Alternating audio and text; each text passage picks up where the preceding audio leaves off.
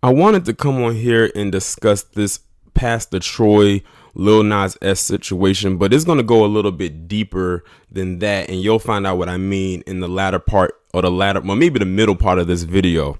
And I have to give a shout out to one of my subscribers, Chow Bits, I believe that's their name, who sent me 2 links that I'm going to actually incorporate into this video. It's going to be a commentary not from me, but it's going to come from an intellectual that I believe everybody should be aware of, especially if you are a black individual living in America. I'm not going to tell you who it is, but when their picture pops up on the screen over the commentary, you'll know exactly who I'm talking about. So in case you don't know what's going on, Pastor Troy was recently interviewed on a radio show, and he was talking about Lil Nas X and, the attire he had on at the Grammys, and what he had on his cowboy outfit that was all pink, like from head to toe pink. Some of you may have seen the picture that I'm talking about. And he basically had his little criticisms of him. Now, what I'm going to go ahead and do is I'm going to read this article, and then I'm going to go ahead and expound even more to why he's getting and receiving the heat that he is, even though it's not even warranted, because he was, at the end of the day, giving his opinion. Pastor Troy has some thoughts on Lil Nas X and his outfit at the Grammy Awards. On Wednesday, January 29th, the Atlanta rapper opened up on social media about his feelings toward the sparkly pink cowboy outfit that Nas X wore to the awards on Sunday, January 26th. And they weren't kind. In a lengthy Instagram post, Troy said that he feels they are attacking black masculinity and cited the openly gay Nas X outfit as well as an Applebee's commercial as his examples. "Welp, I guess I won't be winning a Grammy if this is what I gotta wear," Troy wrote. "They love to push this shit on our kids. The other day at Applebee's had some punks kissing and laughing eating mozzarella sticks. First thing my 14-year-old son said was fuck Applebee's, and it brought joy to my heart. He sees it, their agenda to take the masculinity from men, black men especially. Some may say he's making money. RuPaul do too, but I ain't bumping his CD. Integrity is priceless. Y'all better open that third eye and let your sons know what is real, or their ass gonna be headed down that Old Town Road for real." And then he said, hashtag they gonna ride till they can't no more, hashtag black owned and independent, hashtag not my sons, hashtag it ain't worth it, hashtag take the road less travel, hashtag you will still get there, hashtag DSGB, hashtag won't be on my page long. Pastor Troy isn't the first rapper to make a comment like this one. Back in March 2017, Boosie Badass called out Disney for showing 2 characters kissing. Like Troy, Badass faced immediate backlash for his part, though Lil Nas X doesn't appear to be sweating Troy's comment. Using his Twitter account, Lil Nas X quoted tweet a fan who posted the screenshots of Troy's perceived prejudicial comments and issued a response with a healthy dose of dismissiveness. He says, "Damn, I look good in that pic on God," Lil Nas X wrote. Now, a lot of people, of course, like you said, gave backlash to that. Now, there was more to it that, because like I said, he was interviewed on a radio show.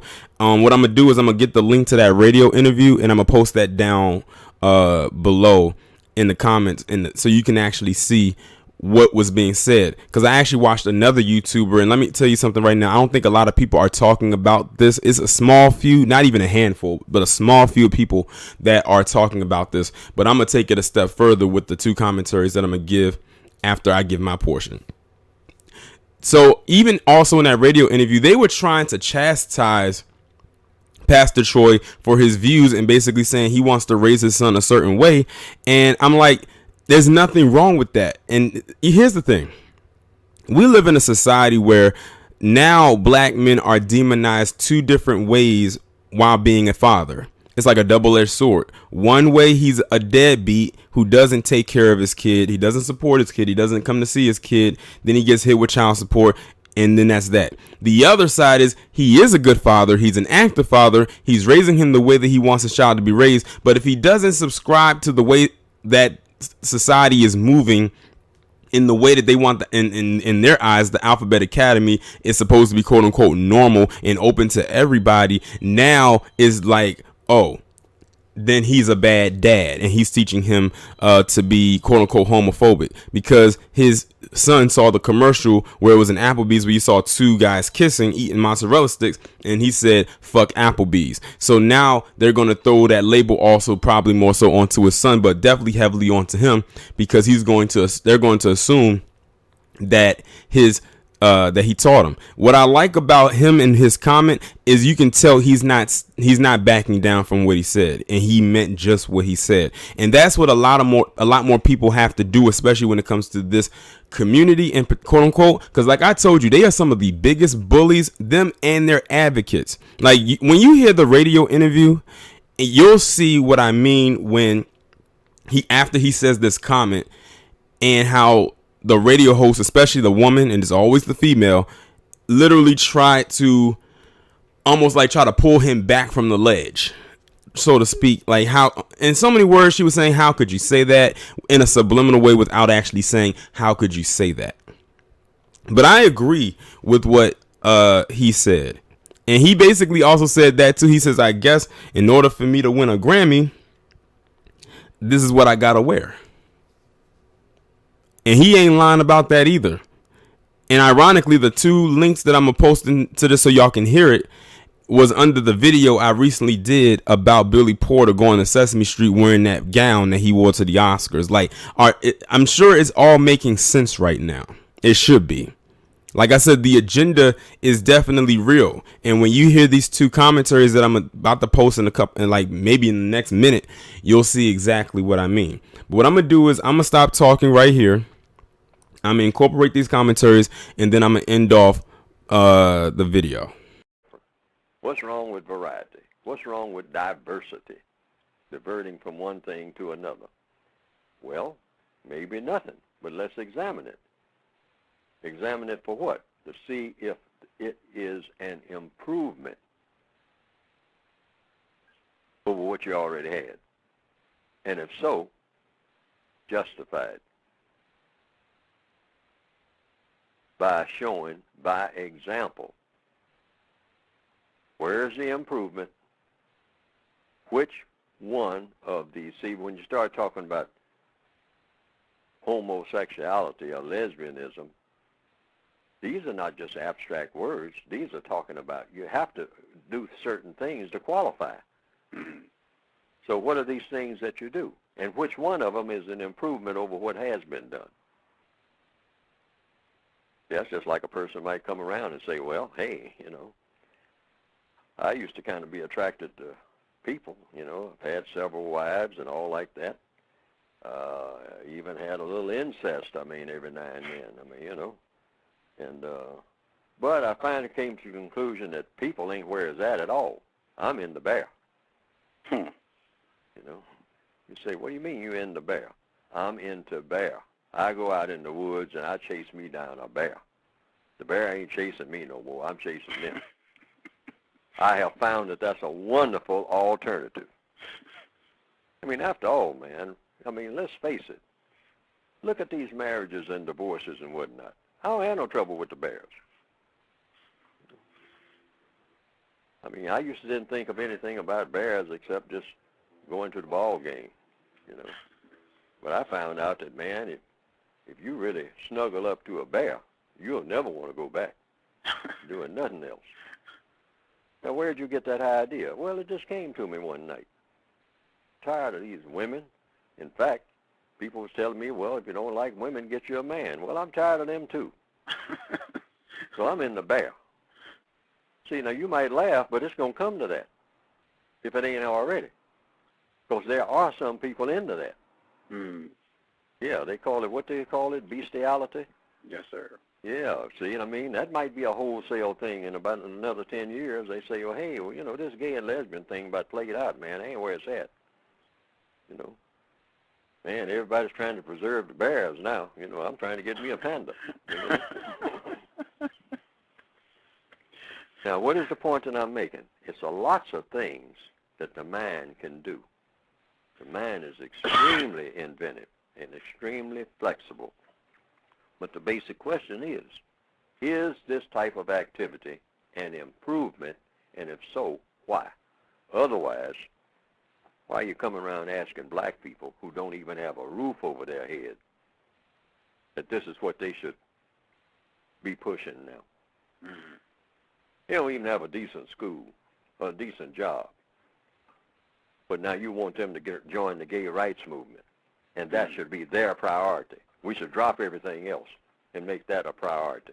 I don't see the justification at all. Mm-hmm. They have some white people who came around years ago and started calling it the rainbow. You know, kind of, you might excuse the pun, tailgating Jesse Jackson's rainbow push for civil rights. And then they got to saying, well, what is this all about? And when the question was asked, they answered by saying, well, it's another division of civil rights. Yeah. Yeah, it's all the same thing. Discriminating against gays is the same as discriminating against blacks. And a lot of black people say, wait a minute, it may sound like the same thing, but it ain't the same thing. But they were able to shout all of that down. It is the same thing. Why is it the same thing? Because I said so. White supremacy in action again. Always, because I said so. See, but, you know, but that don't, you know, it sounds like it could be right, but it's something that still don't add up. It ain't the same thing. It is the same thing. Trust me. No different. Discrimination is discrimination, which is another word that people should pay attention to. Everybody discriminates every day. You discriminate when you decide to ride the bicycle to work rather than catch the bus. Now, does that say that you are discriminating against the bus riders? You know, so that word discrimination, I don't even use it because everybody discriminates. It just means choosing. But what is the key? The key is it a choice that's constructive? When you start talking about black people's plight now, see, that's a different thing altogether. Is it constructive or is it non-constructive? Because it's got to be one or the other. Is it an improvement? Now, we already have a mess with the male-female thing, but you would have that anyway under any system that's unjust. But now, are you making a bigger mess, or are you straightening out all the mess that ever was? I have no reason to believe that this is helping to straighten out anything. It's helping to make it worse, particularly when you start doing it right down to the grade school level. Start saying that this is something that this is just what you children need. You're 7 years old, and this is what I need? I don't even know what sex is yet. Now you're telling me about alternatives to sex. Well, let's start out so that your mind will get straight. Now, Jane has 2 mommies, thinking about getting 3. Now, what benefit is this to Jane? Well, she learns diversity at an early age. Diverting from what to what in order to do what? Oh, well, we'll know when we get there. Don't ask so many questions. Oh, no. I got a lot of questions.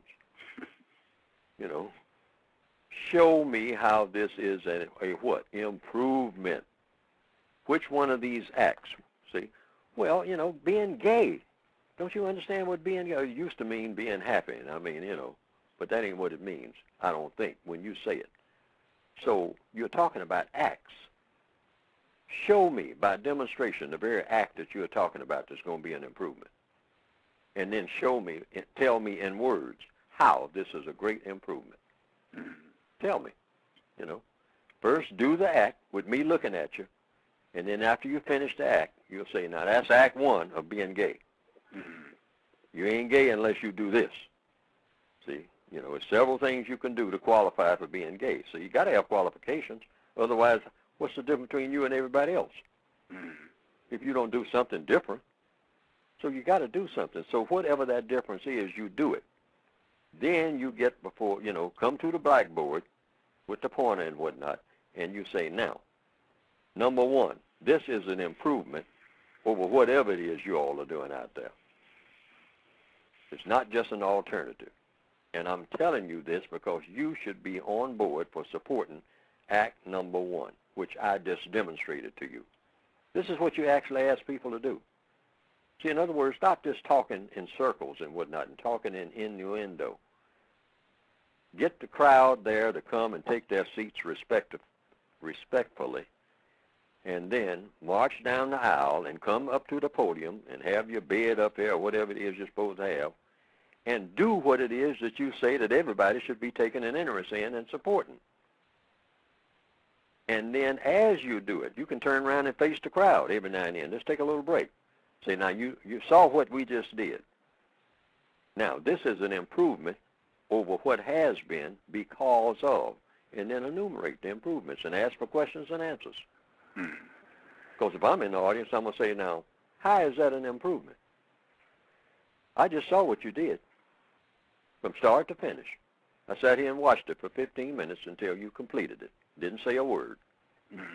Now I want you to tell me how that's an improvement over what? I think that what I'll hear is silence. But I don't know. See, because they never get that far. They just go around and say, support us. And if you don't support us, oh, you're some kind of demon. You're some kind of anti-something. No, just explain what you're doing. I mean, like the chief. I don't know about that fire water. You know, how is that going to improve me? How is that going to be an improvement over water? Say, well, didn't you get a little buzz when you? Yeah, I got a little buzz and all like that. But is it an improvement? Say, well, didn't the mountains look like you saw two of them instead of one? Wouldn't you like to have an extra mountain? Well, an extra mountain might help, but that's not really what I was looking at. I thought I was. Well, Chief, that's what whiskey does. It makes you drunk. Well, is being drunk an improvement over being sober?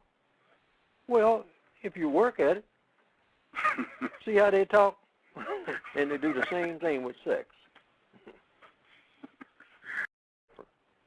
Every black person on the planet who has been exposed to white supremacy, and the assumption is every black person on the planet has been, even when they haven't been in contact with white people directly. They've been exposed to the white culture indirectly. White culture is about white supremacy. Now, what does white supremacy do?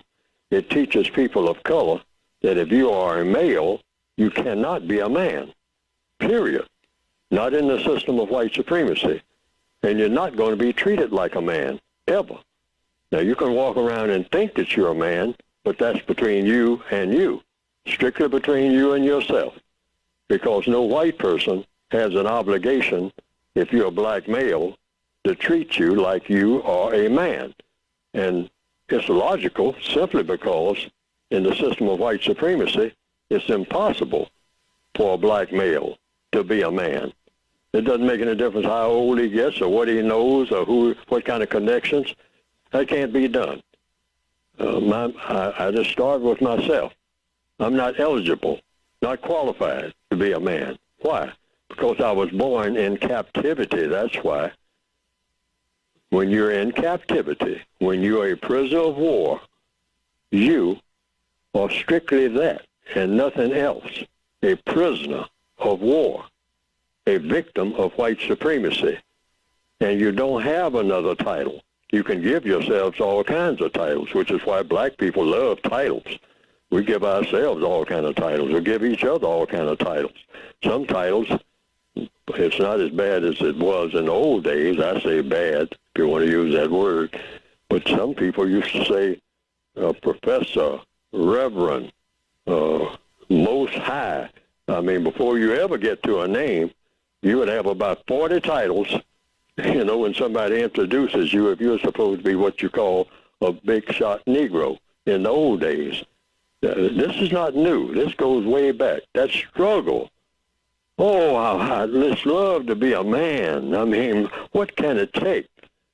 But by this generation, what you call the new millennia, most young black people have looked around. They have looked at the people that came before them who, since the 1960s, the white supremacists have done a rough job on black malehood, first of all, giving them an option that you can continue to be a big boy, or if you really want to get some material benefits, put on some gold slippers and skip around, and grin all the time and all like that, and have a little money in your pocket. Now, you can be a black girl if you're a black male.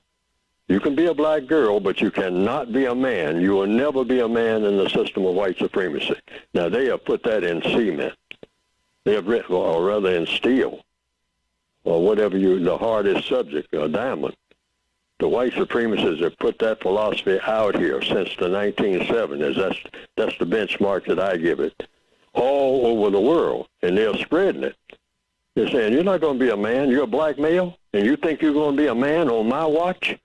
On my watch? This is the voice of the white supremacists now, racist man and racist woman. Say, that's not going to happen. Say, now, Martin Luther King and Malcolm X and Elijah Muhammad and all that, they said that that's what they're going to make you out of, but it's not going to happen. Now, you can talk it, but you make any move to make that real, and you're going to wonder what fell on you.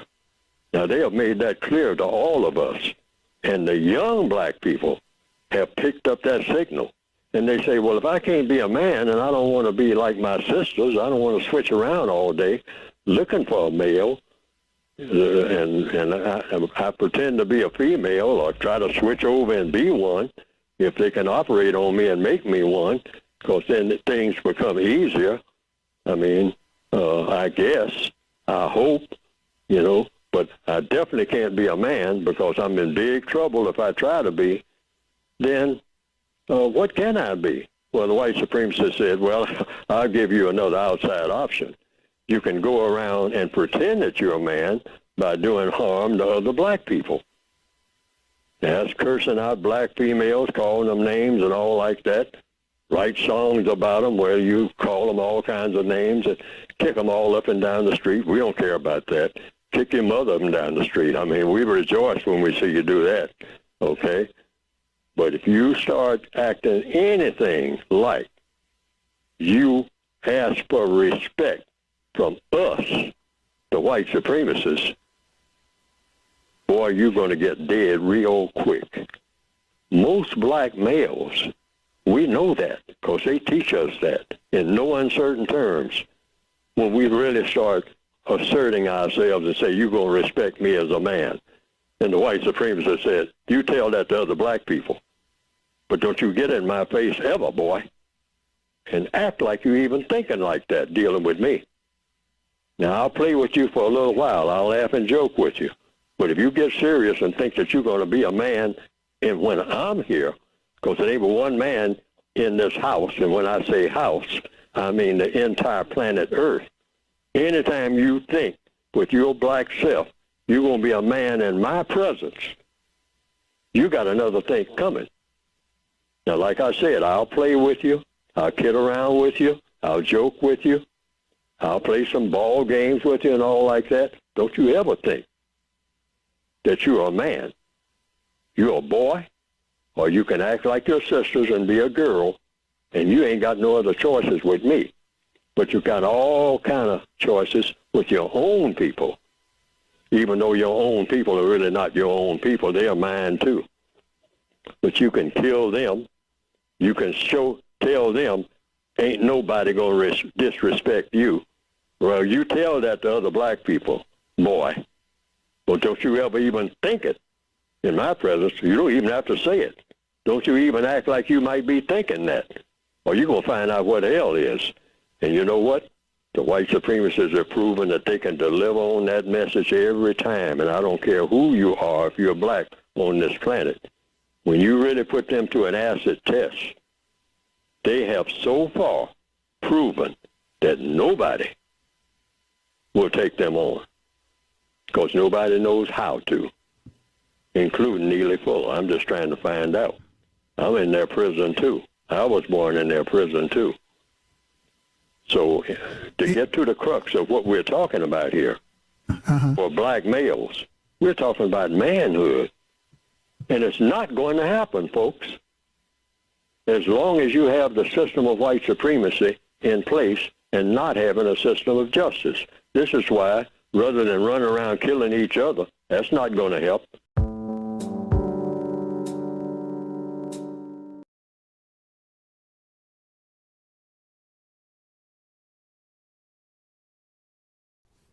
Now, the intellectual that you heard from in that video or that audio was definitely Dr. Neely Fuller. Many of us are familiar with him. This is actually my first time incorporating audio from him into one of my videos, but I felt that it definitely needed to be put in there considering the context in which I was going with this. And again, shout out to Childbits for tagging me in, well, not tagging me, for sending me those 2 videos. And also shout out to Carlito Way 44, which is the channel in which those 2 videos came from, which what I'm going to do is I'm going to put the link to both of those down in the comments and pin them so you can actually go in there and watch them, because it actually is an animation that goes along with it to the audio to help the story go along. But everything he said in that right there was on point to a T. People like him, Dr. Francis Cress Welsing, and Shahrazad Ali, they don't get the praise that they should in the community because they tell the truth. And they always say the truth hurts. And see, they don't like people like Neely Fuller because of what he just said right here. They don't like Dr. Francis Cress Welsing. And you know what's so crazy? She called this out before this thing was even called an agenda. She called this out years ago. I believe it was maybe the early 80s or late 70s when she called all of this out. And Shahrazad Ali, she been checking black women since God knows when, and even she called, and they hate her for it. And when you look back at all of the stuff that they said and many others, it's literally coming into fruition right now. At this point, I don't know if this is here to stay or if this is just going to be something that's a trend and it's going to just pass over. But all I'm going to say is this: we were warned, we didn't listen, and now we may end up having to face the consequences. Y'all let me know what y'all think about this down in the comments. Like, share, subscribe. Make sure to follow me on Twitter if you have not done so already. Have your notifications turned on, and I will talk to you in the next one.